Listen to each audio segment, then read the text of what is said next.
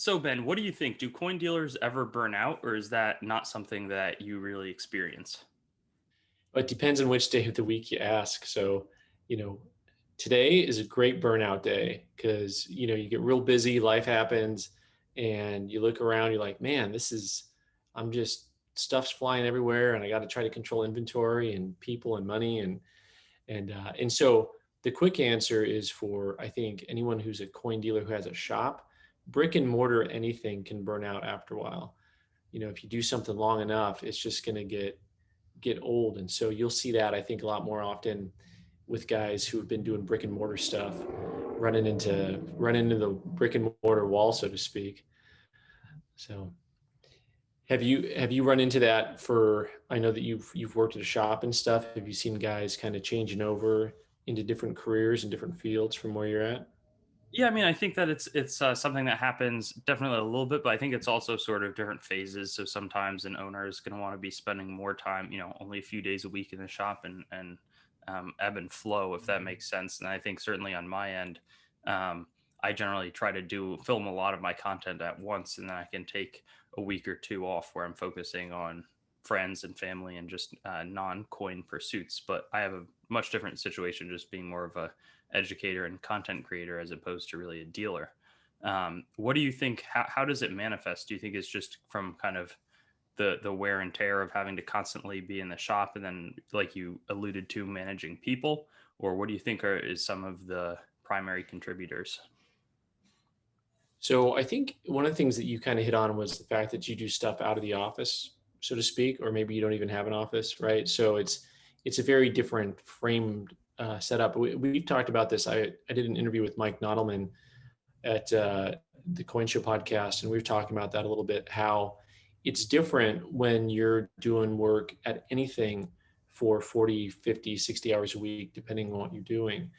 And then the aftercare is really important too, right? Because if you go home after working all day and then you do coins again, it becomes very different. And, if you decide to um, not engage in other hobbies, I know coin collecting is a hobby, but if you're doing it 24/7, you really have to have that passion for it and be in a place to where you can really work it without the burnout. So you don't want to be in a situation where you don't want to be in a situation where you own a coin shop, boys and girls. That's the lesson here, right? Yeah. But I think what you hit on was really good. Go ahead. No, I mean, I want to hear what you're going to say, but I was going to ask, I mean, do you feel comfortable? How do you bridge the gap between, can you take time off from the brick and mortar and manage with all of the presumably valuable inventory inside? Or is that something where it looks really limited when you're not there? I mean, how does that work? Well, so I've tried, for me, that whole work-life balance. That's a topic in business in general, and especially for small business owners. And a lot of people try to figure out, how do you work a work-life balance. And for me, it definitely is difficult just to think about, okay, if I'm gonna be out of the shop for a week, I've got to make sure everything is covered and everybody knows what they're doing. And a part of that is training, right? So in general, in business and in the coin industry is the same way. You're as good as the people around you. And in fact, you're better with good people around you. And so um, the better your staff is, the easier it is. I know guys who travel all the time. They travel part with their staff or they travel without their staff, either way. And I think they don't even think twice about it. And so it's fun to talk about this because I am planning on uh, picking the brains of some friends of mine who travel a lot more to understand what their setup looks like. Because some of it's just a maturity process on my end. Like I'm not there yet with having the shop run 24/7 without me. But for the most part, I'm going to move to the other extreme here and mention that a lot of guys I know that own businesses, small businesses, can't ever leave. It's like a jail sentence. And I can very easily pick up for 3-4 days without missing a beat. So we've got a decent balance here. I just kind of joke about burning out, but you definitely can, if you don't do what you were saying, which is go ahead and make sure that you're making time for friends, for family, for your other outlets, for exercise, for other interests for your mind besides work, work, work, work, work. Yeah, and do you think that they're, maybe it's doing some things with content, but still surrounded by coins? I mean, what are some of your personal strategies, and maybe how can other people or other coin dealers, if they had some takeaways from how you navigate it? Not that you necessarily have it down, but just some. It, I don't, well, the parts that I have down, I think that, yeah, everyone can learn from, which is to say, be careful about who you hire and how you hire. You want people that are both reliable and good people. It's hard because in this industry, people think that you need just knowledge, knowledge, knowledge, which is good, but you also need people skills. And so, if you hire people who are knowledgeable but don't have people skills, what ends up happening is they end up running customers off. And you see this frequently when you go to, well, when people come in the store and they talk about other places that they've been, and the stories they tell about, well, this guy was a jerk, this guy was a jerk, I'll never go back there. And oftentimes it's just a simple misunderstanding, but those people may never go back because the owner of the shop wasn't really, maybe didn't hire the right guys. So, having people in place is really important if you're going to have somebody. And then people who are just trustworthy in general and honest. Those are things that, it's counterintuitive in our culture where everyone says, hey, the good guys can't get ahead and whatnot. But generally speaking, people who are honest and hardworking almost always excel or exceed the people who are not. Makes sense. No, thanks. That's super helpful. And then anything you think we might have missed on this topic, or I think that we've gone over it. I mean, yeah, just compartmentalizing is a big thing for me, making sure that when you're doing it 100%, so that you can really feel like you've put in a lot of effort, but then stepping away in a significant capacity when you are stepping away. Though again, different positions, brick and mortar versus online, totally. Yeah. So to flip the script on you just a little bit, the question originally was, well, do coin dealers get burnout? And yes, and also coin collectors. And this is the thing that, I want to know if you've already seen this happen, watching coin collectors burn out, because I see the same thing happen with them where they jump in real quick and then flame out.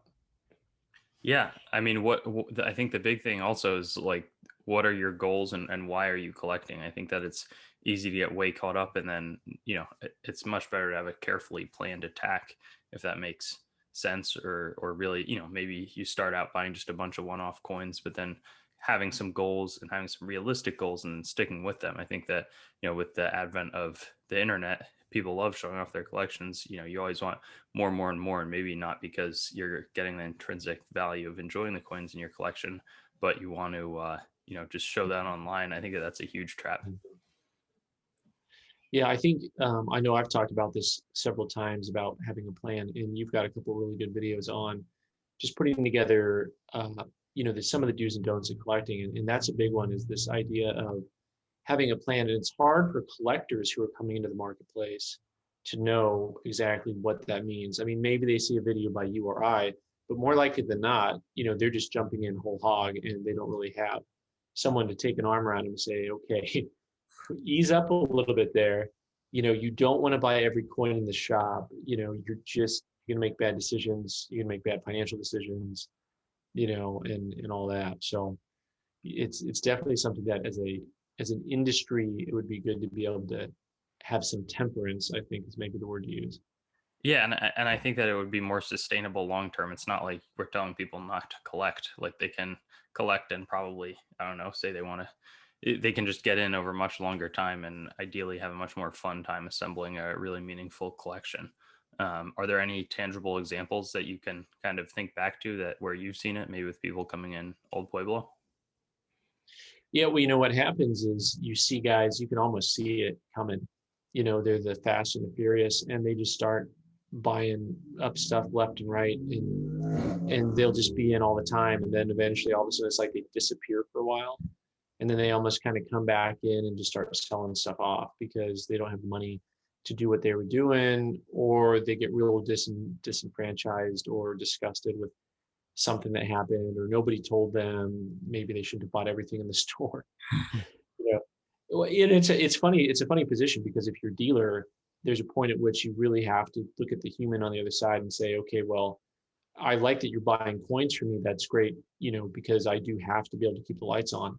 However, this might not be good for you. You know, there's definitely times when you have people come in the store and they want to make a transaction, but they don't know what they're doing. And so you almost talk them out of the transaction. That's a different subject than what you asked, but yeah.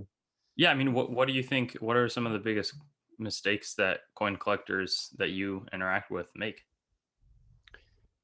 Well, I mean, not having a plan is one, but not taking the time to learn how to grade coins is, I think, something that the funniest thing is, if for those of you who already watch YouTube, so you've probably maybe seen one of my videos, or Christians, you really get distracted with the grading and the unboxing, and those are like super popular and everybody loves them.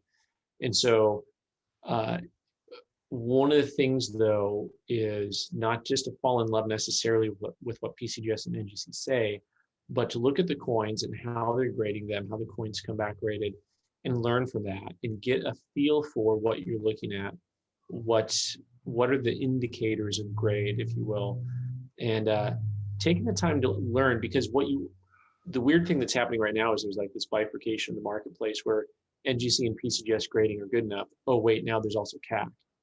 So now where are we going with all this, right? So collectors, if you see a coin that's graded by PCGS or NGC, they're starting for CAC because they see it like, oh, well, this one we know is good. Well, but you want to know for yourself that a coin is good. And Mm, by the way, what this does is, one, you don't end up buying a coin that's been overgraded, because that happens. But then second, you can actually also pick up coins that are maybe undergraded or are a higher quality for their grade. So this week I had a guy bring in an MS62. It was a $10 Indian, and I had an MS63, same date, and he wanted to upgrade. And so he brought his in. His is the 62, mine's a 63. We looked at them next to each other, and I just said, "Your coin's nicer than mine." I mean, bar none. It mhm. was easily nicer coin.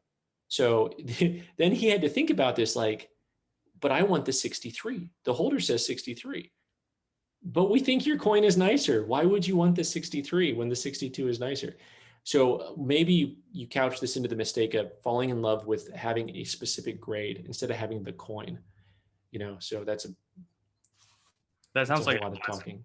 Yeah, no, that sounds like a one that I've heard before, and something that's certainly important to reiterate, and it can get crazier than that. I've heard. I have a very favorable view over all of the grading companies, but certainly there can be, there's they mess up sometimes. I mean, they're grading probably millions of coins, certainly hundreds of thousands, and I mean, they're putting labels in plastic and sealing the coins, so it's going to be tough to hit every one of them.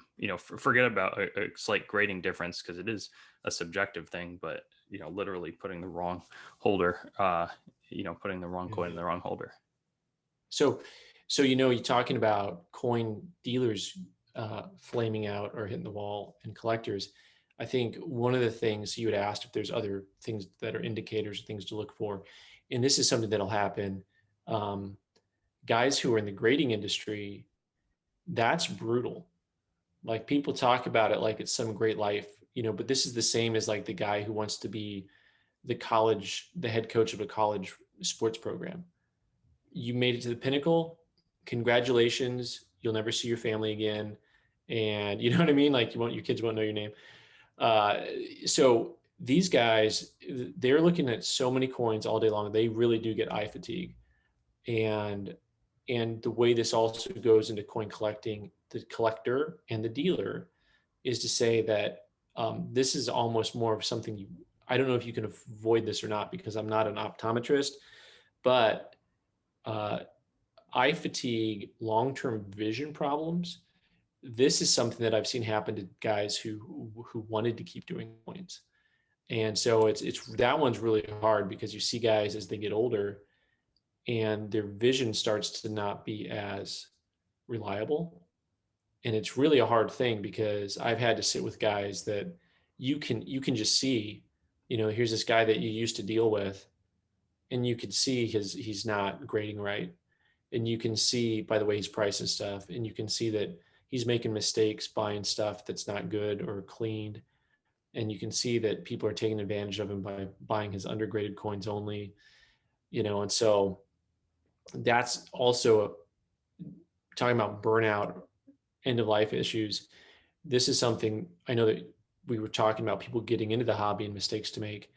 There's also something to be said for exit strategies. And okay, how do you guard yourself against you when you've been collecting and you don't want to get rid of your coins, or and this will vary of course depending on if you have raw coins or graded coins, but even then, even after you have graded coins, you can make mistakes if you start to slip in your mental capacity or your visual capacity. So there's the hitting in the wall of just like, I'm running a small business. Then there's the, okay, it's time to retire. It's time to take mom or dad's keys from them, grandma, grandpa's keys from them. They shouldn't be driving anymore. Yeah, I mean, what do you think? Yeah, this is a totally separate topic, but what is the exit strategy?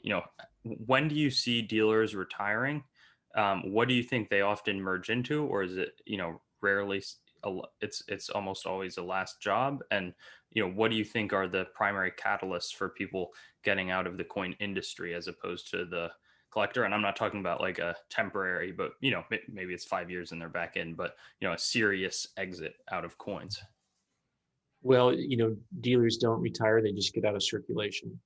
Hey, I had to use a bad joke. I'm sorry. I'll leave that one in. There has to be some coin joke somewhere in here. Yes. So I've seen guys retire for different reasons, and seen guys who they realize their own mortality. They have friends around them that are getting sick, and maybe they're not that old yet.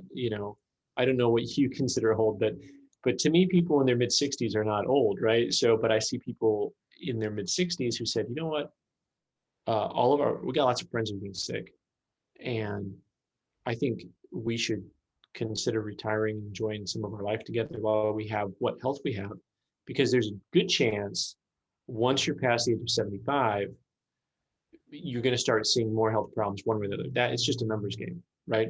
So that's a dealer retirement for really, I think, a smart reason. A stress, when the job becomes too stressful, when the world around them changes, because I've seen that lately with guys that I don't want to say they retired, but they've had a hard time in the last 10 years where the entire world changed. I mean, what we're doing now wasn't happening. Trading coins on Instagram, or, doing Facebook, doing YouTube, you got to have an online presence, all this stuff. And a lot of these guys, they're not set up for it. They don't want to engage in any of that. And I understand that completely, because I'm looking at trying to fix my website and get it upgraded and updated. And I'm like, man, I don't want to deal with the thought of someone handling the technology for me, which I don't know, And then one final thought on the retirement thing. For guys, a lot of guys end up not retiring. And once again, this is the difference between brick and mortar and vest pocket, or guys who just do shows. Maybe they used to do 40 shows a year. So I don't know if you'd really call that vest pocket, because they were dealers. They do 40 shows a year. But those guys I saw start to go down to 10 shows a year, that type of thing. And then maybe 5 shows a year, to where it was really just, it was more of a retirement thing. It had to do with they didn't want to travel anymore. And that's totally different than that was, 20 years ago. Traveling changed 20 years ago. But really, for a lot of guys, all of that can go into it. So your lifestyle, whether you're a vest pocket dealer, a full-time dealer, a brick and mortar dealer, all those things affect. And then I've seen guys that retire because of family tragedy, thank you. They had something happen and just, it blew their life up. Something happened with one of their kids. So there's lots of other things that can happen to derail somebody. But as far as, anyway, what were we talking about? Yeah. No, that's a good point. I mean, what do you think the skills, do you see people jumping out of coins when they're 35, 40, 45, you can call young a lot of different things, could be 50, 55, into different careers. Is that something you see, and where do you think people go? Oh, hey, but that's a great point because one of the big complaints about uh, coin collecting is it's a bunch of old guys that say we used to do this when we were younger, and it's like they're doing it when they're a kid. They're young, they're teenager, early 20s, they start working, and then children, marriage, children, life, work, everything else becomes more important, right? The ironic part is what we started with about having to have a life outside of coins helps you maintain your ability to do coins well. The opposite is also true. So when you are young and married and coming up and working, it's good to have a hobby. Mhm. It's good to have something else to focus your mind on that's not just about all of those other things, right? And so you do see in the coin industry guys who they disappear for 2 decades or longer, and so I see guys come into the shop and they'll be 60, 65, retired or semi-retired, and just, hey, I'm looking for a hobby. I used to do this when I was a kid. And so I think as an industry, as a hobby, for you and I, we should be looking at making sure that we are not only courting the youth and not just trying to teach the old people how to use their internet, but I'm talking about myself there, but also we should be able to really focus on, hey, let's have these active communities where you get people in their 20s, 30s, and 40s because they add a whole lot of life to the hobby. And it's true that you see demographically to miss that a little bit. So I don't know, but maybe you can tell me, you're better with numbers and technology. Are your demographics, do they skew really broadly um, to the plus 50 crowd? Or do you have a pretty well parceled? I know that YouTube gives us like 5 or 6 age ranges. Yeah, no, that's a great question. I think, obviously when I think of the average YouTube user, I'm assuming it's like 13 to 21 and then like 21 to 30 or so, and they give different categories. Maybe it's 21 to 35, but my biggest age ranges, I want to say, is like 45 to 55, and then kind of equally flanked by 35 to 45 and 55 to 65, and then I think the next biggest would be like 65 plus. So that's kind of how it is with mine. I think it's like 70% male, 30% female, and then I'm trying to think. Most of it is from the U.S., though I do have some World Coin series that generally get some traffic from abroad. What about you? That's interesting. I'd have to go look at the numbers because I'm trying to remember all the different age brackets that they give, but it's almost like because of the way they cut the age brackets, they're all pretty similar. Because I think there's like 5 of them, and they're almost like, the younger, it skews a little bit older, but not much. So we're gonna have to do that next time. We're gonna have to get some actual numbers on paper. I'm stunned that you said you have 30% female viewership. I mean, because I felt like I broke the glass ceiling when I got 5% female viewers. But then again, your content's a little different than mine. But also, I'm very impressed, and I'm excited about.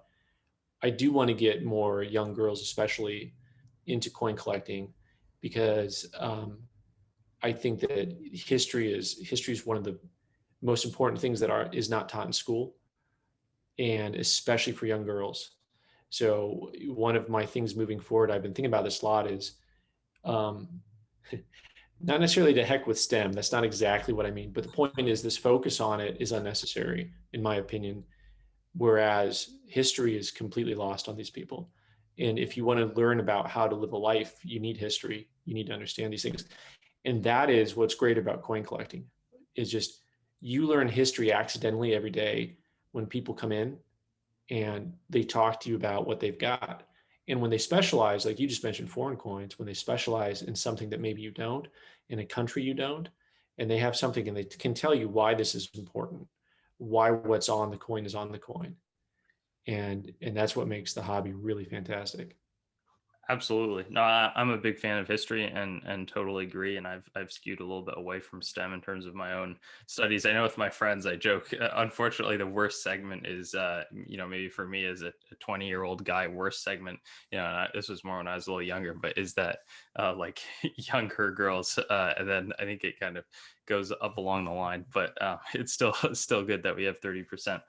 Just in terms of getting a broad range of viewers. But I think that, in addition to being aware of history, there's also like a monetary awareness. It's just kind of a challenging concept to put my finger on, but the understanding, or just having a little bit more of a nuanced understanding of what money has been, and kind of what goes into it, maybe helps with totally unrelated, just being aware of finances and that sort of thing, which I think is super powerful. And having a lack of that awareness can certainly pose a lot of challenges in people's lives. So I think that there's a lot of benefits that coins bring that aren't as obvious as like, oh, it's a tiny cool piece of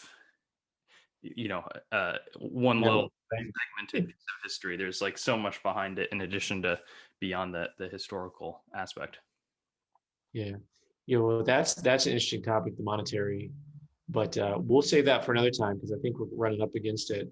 But this has been a great time. I'm looking forward to more coin conversations, and we'll keep rolling this. And I hope that both of our audiences enjoy this kind of conversation because I think that it's good for the community in general. And it's always good to spend the time together and talk out a few different issues that come before us. Definitely looking forward to it. And to all my viewers, make sure to go subscribe to Ben. I'll have his link in the description, and follow his content. Whichever, everybody subscribe to everybody. Let's have fun. All right. Thanks, Christian. Great. Have a nice day. Thanks for watching the video. I'd encourage you to like, comment, and definitely subscribe to the channel and connect with me on Facebook, Instagram, and Twitter.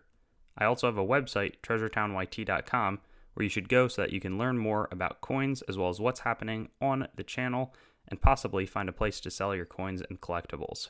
I also want to talk about some of my other projects like coinmeltprice.com, which shows precious metals prices as well as the melt values of coins containing those precious metals, both US and world. I also have coinsmetalscards.com, which will develop into a full marketplace as well as a news source for coins, metals, cards, as the name might suggest. And then treasuretowncoins.com, which long term will be my coin dealing entity separate from the channel. And lastly, whatsthegrade.com, which will be a stickering service for already certified collectibles where you can get a approval or verification of the grade on the holder. Hope you have a wonderful day, and I look forward to seeing you on some of my other videos.